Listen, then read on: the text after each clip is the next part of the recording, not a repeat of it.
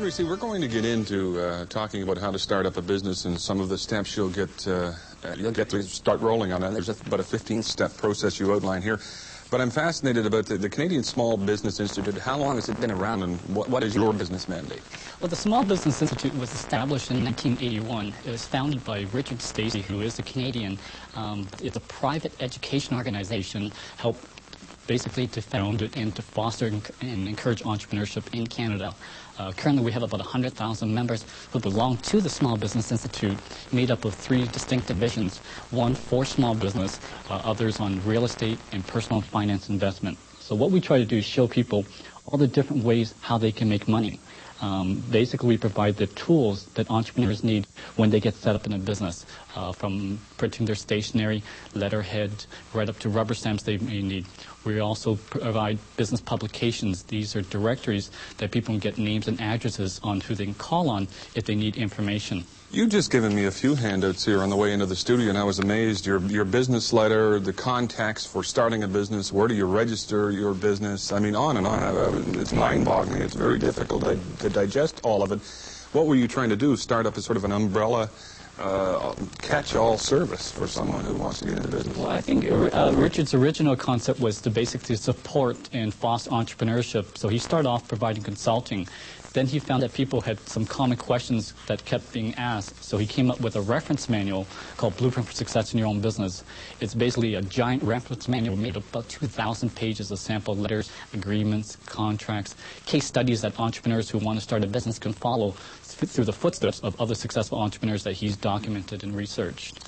This is an interesting time. You hear a lot more about people giving up on it and a disastrous job market and, say, in desperation going into business because it's probably their only alternative in a market like this. Is that the kind of mindset that's good to enter into business out of desperation? Well, I don't think it's right in desperation to start a business, because you need a business plan realistically to succeed in a business. And what we try to do is provide that information, the necessary steps, if they want to start a business. In some cases, we feel some people are not set out to be an entrepreneur, but more than likely, they have to look at some of the things they enjoy when they start a business. And if they don't enjoy their job and they want to start a business of that type or that nature, it's unlikely they're going to succeed. We find more people who become successful is because they get into activities that they can make money with, but they enjoy and are happy with. Well, I'm amazed with the ideas, and you sent me this handout with the basic steps to setting up your own business, and actually the way you lay it out here, it looks relatively simple. But without getting mired and bogged down in great detail, what are some of the first steps you'd go through? Well, I guess if we can keep it short, there's 10 basic steps that you need in order to learn how to start up a business. Now, these 10 steps, I see most people taking 6 months, even up to a year to overcome. Usually 90% of your time in your first year should be focusing on marketing and bringing income into your business. These 10 steps really is more of a formality to get your business set up and running. The first step is choosing a name for your company. We use what we call the 3M rule, where it should be mellow, memorable, and should have mass appeal. And the main thing is not to try to be first in the yellow pages. The key is creating a name that sounds credible, that you're already a successful company, but it really should tell people what kind of business you're involved with. That's a real key factor, isn't it? Step number 2 there is selecting a legal form for your business and registering it. Now, there are 3 legal forms you should be aware of, and there are advantages and disadvantages. The first one is a sole proprietorship, and in many cases, if you're working full-time, we recommend a sole proprietorship, meaning that you and the business are one and the same, which in April you file one tax return. This is an opportunity to lower and pay less tax by writing losses that you incur in your startup, even if you're making money, against your salaried income.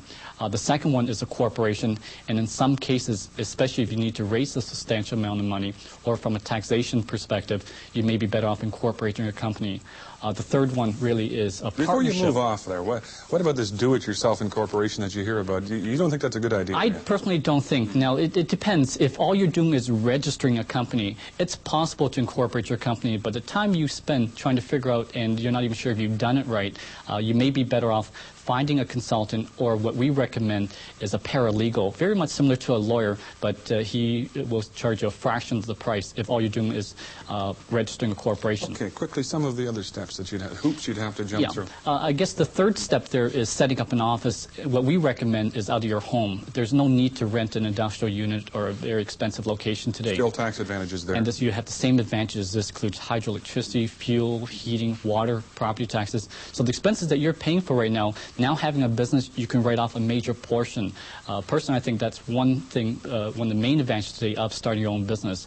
It's interesting, 56% of all business today that have been registered in Ontario in the past 2 years are home-based businesses. So there's a huge growth in this market. Definitely. I told you before we came on, I talked to a furniture manufacturer whose business is starting to grow with the home office design. That's right. Which is an indicator of that. 2 million Canadians there. There's a huge market. There's actually a trade show that happens every spring, specifically catering to the home office market, whether they're looking for office computers to furniture, as you mentioned. Okay, let's go through the rest of the steps very quickly because we have about 2 minutes. Sure. left. Okay. Step number 4 there is setting up record for your automobile tax write-off. So normally next to your home, your car would be the next biggest tax write-off.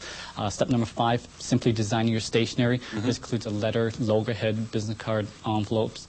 Number 6 there would be setting up your communications. This includes your telephone, a P.O. box, possibly a fax. In some cases, if you're doing importing, maybe a telex machine. Number 8 is setting up a bookkeeping system. I recommend that people take a vested interest in managing your own books versus hiring an accountant from day one. Step number 9 there basically would include getting an employer's kit, because eventually you will have to hire employees, but some of the paperwork involved bogs people down when they start a business. So we recommend, while they have the time, to get this employer's kit, but learn what to look for when they're hiring an employee. And the last step is acquiring specialized knowledge. Of the 10 steps, this is probably the most important step. And what we mean by acquiring specialized knowledge is try working the business before you get involved with it, because first it'll let you know right away if this is the kind of business you should be involved with. Okay, it's very difficult in a 7 or 8 minute interview for everyone to digest all of this information. And how is the Small Business Institute going to help? Do you have packages for people to get going on this? Yes, I guess we have public workshops and seminars that people can participate in. We're located in Markham. They can register. They're held either in the evenings. We have 8-hour workshops where people can take all the information in a one-day event or over a series of seminars. And this is for ideas, and this is for getting your business started. All kinds of areas pertaining to small business you deal with.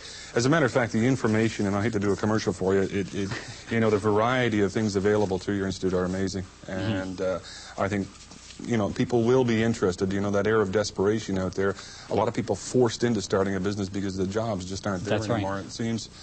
Well, look, with these few steps in mind, that'll get you ready, or at least get you prepared to test your business acumen. If you need more help, you can call the Small Business Institute, and that number is